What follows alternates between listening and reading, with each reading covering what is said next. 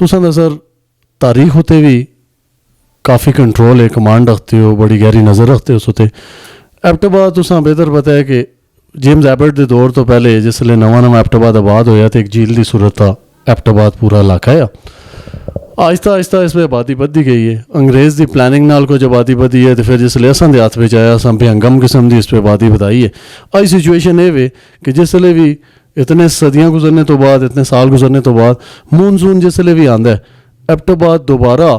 उस अनप्लैंड किस्म की जी पापूलेशन उसकी बधी वो प्लस जी असां दी बरसाती नालियां की इंक्रोचमेंट हुई है उसकी वजह तो दोबारा एक झील में कन्वर्ट हो गया। तुसीं क्या समझते हो उस झील तो इस झील तक का जो सफ़र है इस में असां दियां कितनियां खामियां ते कोताहियां ते महकमे दियां कितनियां खामियां ते कोताहियां ते के वजह हुई है कि इतनी ज़्यादा डिजास्टर सिचुएशन में असी कन्वर्ट हो गया। तो हुण ये सिचुएशन है कि लोग बहुत सारे बरसात के दिनों में सेफ साइड से रहंदे हुए बिलाल टाउन या मुख्तलिफ एरिया में ग्राउंड फ्लोर पर सहंदे ही नहीं। तो ये बड़ा अलमी है असां आस्ते। तो इस सिचुएशन टैकल करने वास्ते डिस्ट्रिक्ट एडमिनिस्ट्रेशन या गवर्नमेंट को कोई प्लान असा नज़र नहीं आता। तुसां दी के इस उत्ते राय वे, तुसीं अपनी ओपीनियन के रखते हो, ज़रा लोग आगाह करो प्लीज़। दोबारा शुक्रिया जी SBTV, तुसीं बड़े अच्छे टॉपिक इनके आए हो अज। और जो टॉपिक है वो बेसिकली इनक्रोचमेंट तो एक छोटा लफज है ना, इस बेसिकली ये त्रै लफज बोले जाते हैं। एक होंगी जियोग्राफी जो ओवरऑल लेआउट होंगे एबटाबाद की जियोग्राफी है, फिर असी लोग कहवा मिडल माली दे रहने असी। फिर एक होंगी टोपोग्राफी, जियोग्राफी असी एक्सप्लेन करते हो तो उस टोपोग्राफी आखा जुलता है यानी खदो खाल। फिर उस तो बाद एक आखिरी लफज होंदा है डेमोग्राफी यानी कि आबादियात। जी भी जियोग्राफी होंगी है हमेशा उत्थे आबादी होंगी है अगर वो रहने काबल होवे। एबटाबाद चूँकि अच्छा क्लाइमेट है, इत्थे असां आखा जुलदा है मिनी लंडन, इत्थे जोड़ा है 35 डिग्री। अज भी फ्रांस, स्पेन, जनूबी यूरोप, ईवन तुर्की, तुसी ईरान रसोड़ा कल गुजर गया 40 डिग्री क्रॉस कर चुके हैं, यानी कि क्लाइमेट चेंज की एक सूरत हाल है। एबटाबाद नाल ये है कि इत्थे दा अच्छा क्लाइमेट है, मतलब शुरू तो असी क्लाइमेट के बाद भी आसां थोड़ा जिहा पिछे जुलने जी गल की कि एबटाबाद झील है तो उसके बावरी भी जिक्र है बकायदा कि इत्थे बकायदा कश्ती चलती है। और मां याद है कि मेरे जो बुजुर्ग मां दसते कि साढ़े घर जी फसल आती है वो मैले तो ताई आती गई। इसका मतलब है कि बाकी दूई फसल नहीं लगती है। उस तो बाद इर्तकाई अमल है और जो पानी है, जो म्याप का पानी देखा है, एक जब गुजरती शहर के शिकारे पिछों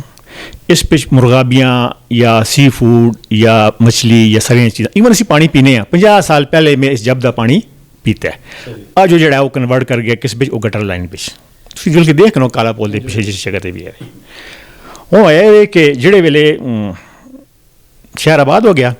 अंग्रेज़ ने इस दाना को ब्लास्ट किया। अगर तुम काले पुल देखो तो ये जगह ब्लास्ट की गई है ना, इराकी बैडे सख्त है, ये जो इतों पानी रुकता है तो पिछा पानी रुक चुलता है। उन्होंने अपनी सोच करने तो बाद इजारा गजेटियर भी हर चीज़ का जिक्र है। अगर मैं चाह कि पढ़ो मेरे को किताबी शक्ल में उर्दू का तर्जमा और उसका मजा आसी ताकि एटलीस्ट तरीक से पता हो कि साढ़े को गुजरा है। साड़ी गुड लक कि जी जियोग्राफी साढ़े को जिससे असी मालक हाँ, खुदा मालक है। इतने जो 100-150 साल आके अंग्रेज़ गुजर गया, उसने इस जियोग्राफियाँ इंजॉय भी किया है और इसने इस जियोग्राफियाँ डेवलप भी किया है। एबटाबाद का मतलब है कि मेजर एबट है उसने इस शहर नाल प्यार किया और इसने शहर थोड़ा जा मतलब डेवलप करके आबाद किया और फिर उससे नाम से असर रखा है। उसने इतने अच्छे काम किए कि अज साढ़ा दिल नहीं करता कि ये एबटाबाद का नाम तब्दील हो। मतलब असा एहसास है असी रिगार्ड करने मेजर साहब का कि उसने मेजर एबट ने काफ़ी ख्याल किया साढ़ा जो अर्तकाई अमल है। जोड़े बाकी साड़ी सराउंडिंग्स हैं साड़ियाँ इत्थे फुकदान है, मतलब जी बुनियादी जरूरत हैं उन सोशल कंट्रैक्ट थ्योरी गल आती है कि तुम जो कानून की पासदारी करसो एक अवाम उसके बदले में उन्हें सरकार आखती तुम साड़ा मनसो कि होंगे वो कानून की सी ओबे करसो असी बदले में सेहत सिक्योरिटी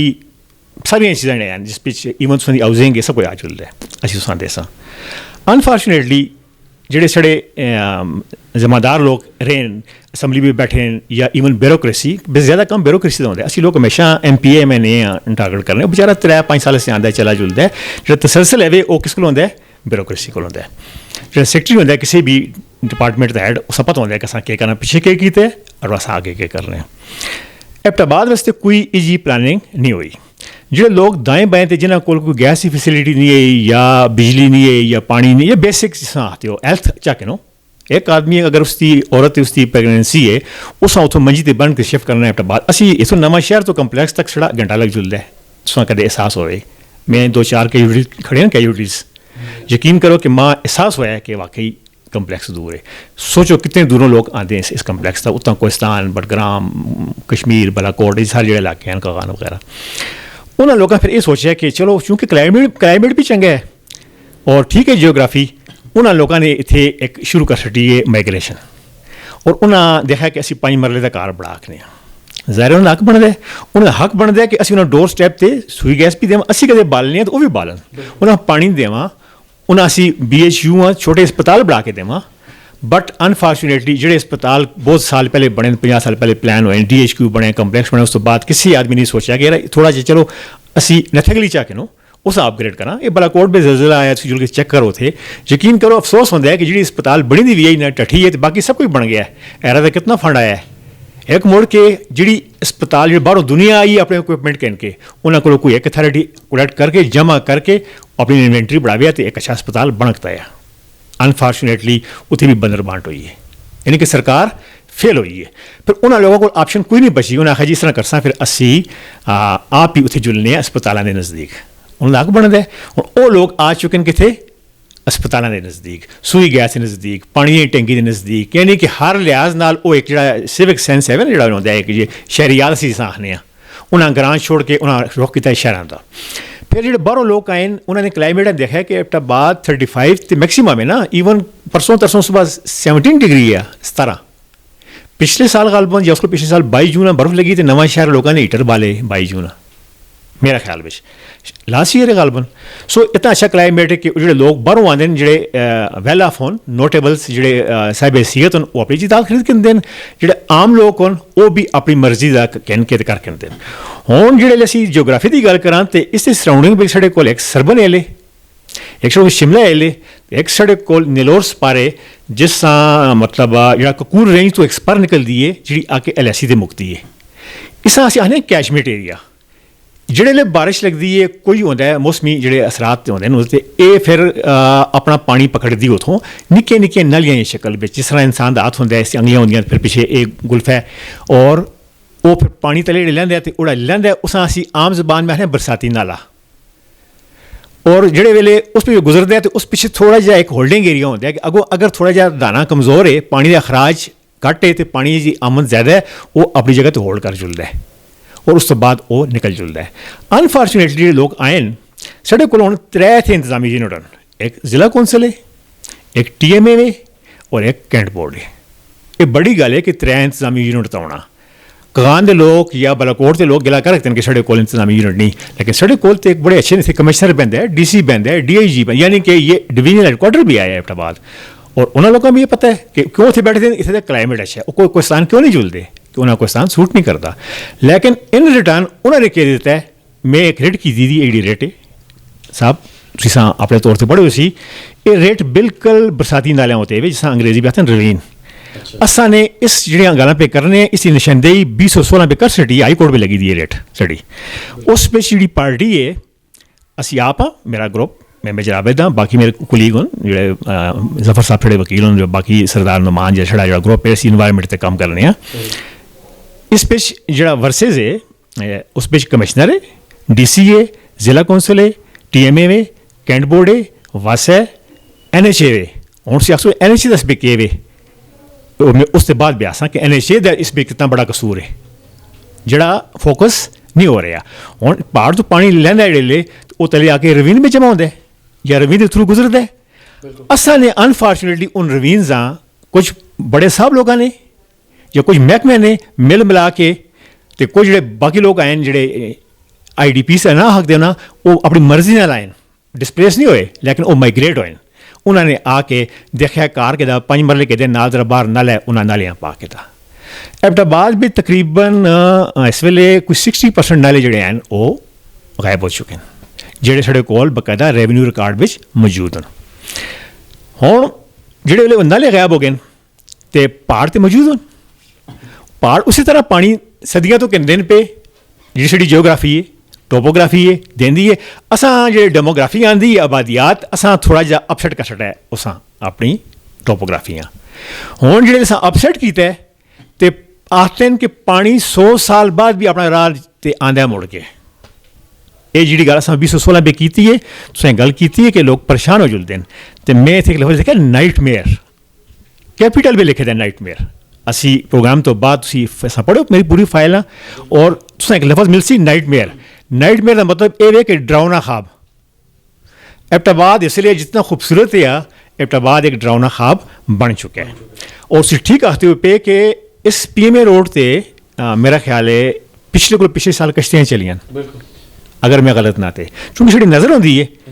तो असा ने इतना गलत काम किया है कि एज अ इंसान असी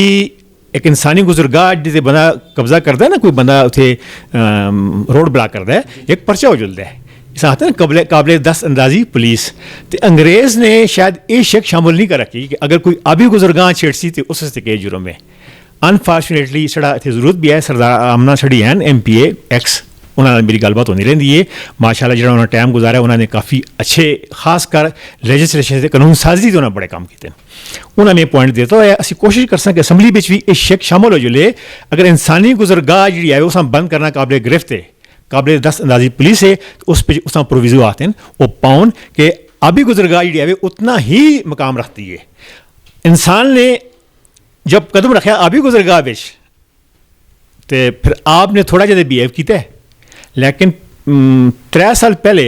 मई का महीना है 253 mm बारिश हुई है 1987 का एक साल है कि शायद 219 mm बारिश हुई है या माजी का रिकॉर्ड है तो 3 साल पहले 253 mm बारिश हुई है जिसमें चुगियां तो बची रुड़ गई अगर याद हो सो असां तैयार रहना चाहिए कि तारीख पेश 253 mm बारिश मई के महीने में नहीं हुई इसी तरह साड़ी एक मीटिंग गई असी ईदगाह के उस पिछे ईदगाह लोग कंक्रीट करते फिर असी DC को बैठे दिए बाहर निकले तो पता लग गया जी कि बल्कि बारिश लग गई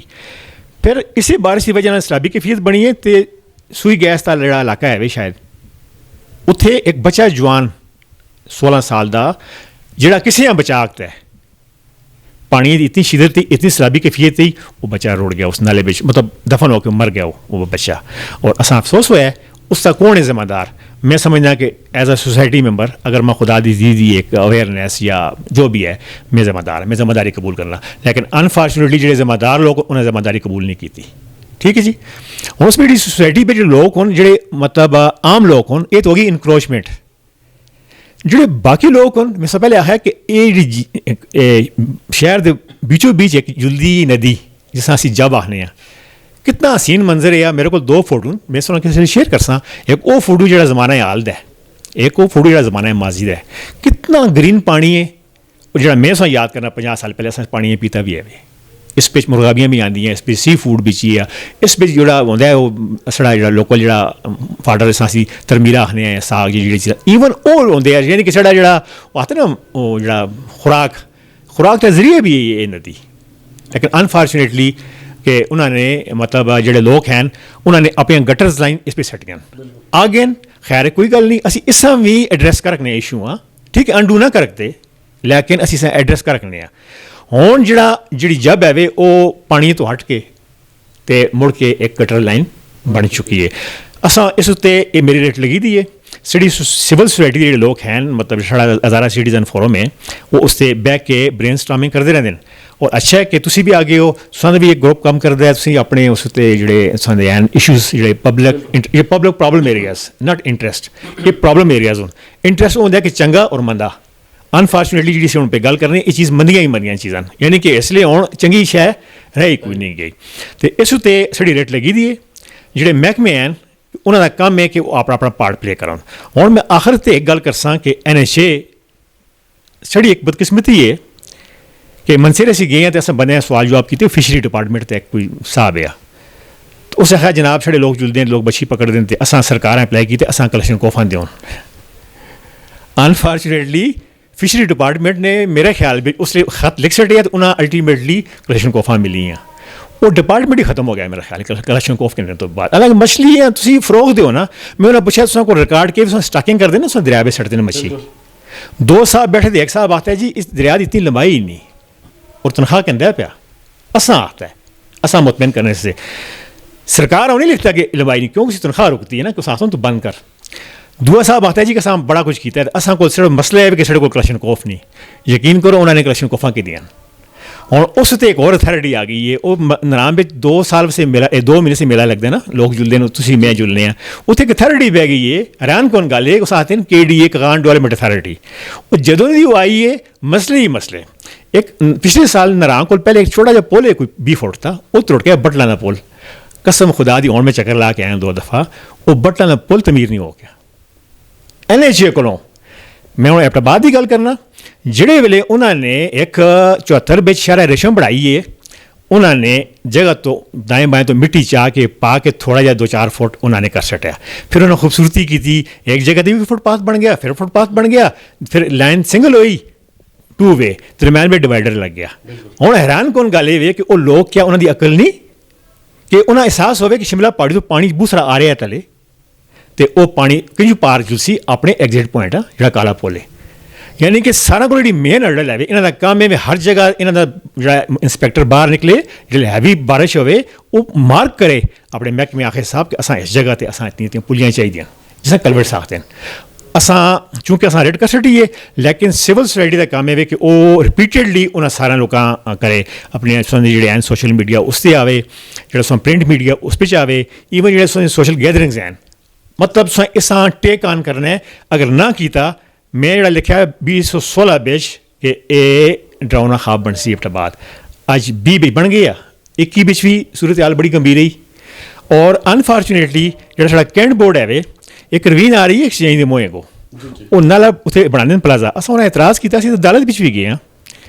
उन्होंने जो साहब है कोई जो कैंट बोर्ड का वो ना कोई CSP अफसर होंगे उन्होंने, वो असा जवाब ये देंदा है कि मैं जब चाहूँ ये कैंट का इलाका है, जब चाहूँ ये रवीन हो, जब चाहूँ ये रवीन ना हो, इधर रवीन है ही नहीं है। जबकि एक तहसीलदार था बंगिश साहब, मैंने कहा बंगिश साहब आपने अभी अल्लाह को जान देनी है, आपके आप मास्टर हैं इस रेवेन्यू माल के रिकॉर्ड के, आप हमें बताएं क्या ये रवीन है। हमने उससे लिखवा के ले लिया, जो महकमा माल का जिम्मेदार आदमी है उसने कह दिया ये बरसाती नाला है, और इन लोगों ने बरसाती नाले के अंदर प्लाजा बना दिया। ठीक, सबसे जो मिसाली इंतजामी यूनिट होता है वो कैंट बोर्ड होता है। और आज अगर हम देखें, यकीन करें मैं खुद एक फ़ौजी हूँ,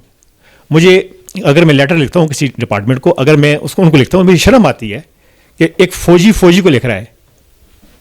शर्म आती है मुझे कि एक फ़ौजी को लिख रहा है कि खुदा के लिए आप काम को ठीक करो।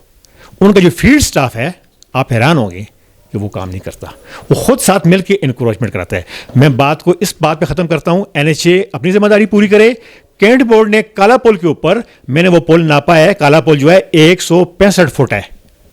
आप जाके पुल को तो कोई बंदा नहीं तोड़ सकता ना, वो एक स्ट्रक्चर बन चुका है। जिस किसी ने बनाया इसका मतलब उसने बहुत नैरो जगह देख के बनाया होता है। हमेशा इसकी जो ड्रैंक बनती है मकूल और नैरो जगह, आज उसमें से 100 फुट खा गए हैं। इन्होंने अपनी निगरानी में इनक्रोच कराया, दीवारें लगी हैं दाएं बाएं। जो अंग्रेज ने काम 150 साल पहले किया था, इसको ब्लास्ट किया था, आज उन लोगों ने अपनी निगरानी में उसको दोबारा बंद कर दिया। ये कब हुआ है? 2022 में हुआ है, जिस वक्त हम बहुत ही तलखी में थे। एबटाबाद डूब रहा था, उन्होंने मजीद सोने पे सुहागा इस काला पुल को आगे से 100 फुट खा गए, 65 फुट छोड़ दिया। इसके ऊपर मैं बाकायदा उनके साथ करूंगा करस्पॉन्डेंस, मैं ऊपर GHQ तक भेजूंगा। अगर CSP अफसर 14 पढ़ के यहाँ आ गया, अगर मैथ का उस्ताद है तो हमें काबिल कबूल वो नहीं है। ठीक है, बदनाम इमनी जो है आर्मी की है, और आर्मी उसको कभी नहीं कहती ऐसे करो। इसीलिए सिविलियन स्टाफ रखा होता है कि वो निकले बाहर, उसे यूनिफॉर्म नहीं पहनी होती, वो आराम से बारिश में जाके भीग भी सकता है, वो देख सकता है। अनफॉर्चुनेटली इन्होंने बहुत काम खराब किया है कि इन्होंने, एक NHA ने, दूसरा इन लोगों ने। ठीक है, बाकी भी जिम्मेदार हैं TMA, बाकी भी हैं जिला कौंसिल वाले, लेकिन सबसे जो बड़ी जिम्मेदारी है वो कैंट बोर्ड की है। और आप देखेंगे कितना वो फैलते आ रहे हैं। ये अवाम का कंसर्न है कि उनको पता होना चाहिए कैंट बोर्ड वालों को, ये पहले टाउन मौजूद है, जियोग्राफी मौजूद है, टोपोग्राफी मौजूद है, डेमोग्राफी मौजूद है। ऐसी बात नहीं है कि उन्होंने कोई ज़मीन खरीदी है और उन्होंने लोगों को प्लाट दिए हैं। नो, वो लोगों की ज़मीन पे आगे बैठे हैं, आज तक ज़मीन का हिसाब ही नहीं हो सका। सो इसलिए कि जो उनके अरबाब अख्तियार हैं, जो उनकी बैक के ऊपर हैं, उनको सोचना चाहिए कि ये हमारा जो माउथ पीस है, हमारी जो आंखें कान है, जो सिविल को डील करता है, क्या वो अपनी ड्यूटी कर रहा है? मैं एक जिम्मेदार शहर की हैसियत से कहता हूँ वो अपनी जिम्मेदारी पूरी नहीं कर रहे। ये सारा बिगाड़ उनकी वजह से है। आखिरी बात यह है कि उन्होंने 165 पुल काला पुल को 165 फुट काला पुल को 100 खा गए, पैंट छोड़ दी। इसका मतलब यह है कि हम लोग चले गए 150 साल पीछे। यही वजह है कि अभी झील बन रही है। तो आप हर फोरम पे आवाज़ उठाएं। जो हमारे साथ सारे जितने भी हैं, हमारे लिंक्स, हमारे तल्लक, हमारे जितने भी सेमिनार कॉन्फ्रेंसेस जो हम करते रहते हैं एनवायरनमेंट के ऊपर, हम आपको पूरी फाइल्स देंगे। आप देखें, आपके भी थाट्स हैं, बल्कि आपका ज़मीनी तजर्बा है, आप ग्राउंड पे जाते हैं। आपको ये कमाल होती है कि आप हर जगह पहुंच जाते हैं। वो लोग जिनकी जिम्मेदारी होती है वो घरों में बैठे होते हैं, लेकिन आप लोग जाते हैं मौके पे, आप कैप्चर भी करते हैं, फिर लगाते हैं आप उसको। ये आप वॉलंटियर काम करते हैं। मेरे ख्याल में ये हमारी गुड लक है कि इस ज़माने में सोशल मीडिया आ गया। पहले एक होता था टीवी या अखबार, वो कंट्रोल होता था। इसलिए जो मैंने आखिरी बातें की हैं, कैंट बोर्ड और NHA को सोचना पड़ेगा। इस रेट में मैंने वासा से मास्टर प्लान मांगा हुआ है। वासा तनख्वाह लेती है ना, कम से कम एक मास्टर प्लान तैयार कर सकती है। वो तैयार करके कमिश्नर को दे दे, DC को दे दे कि हमने एबटाबाद के लिए ये प्लान तैयार किया और इसमें इन लोगों को निशानदेही की हमने। इस पर मांगा हुआ है मैंने वासा to submit a master plan for Abbottabad via high court, और अभी तक उन लोगों ने अपना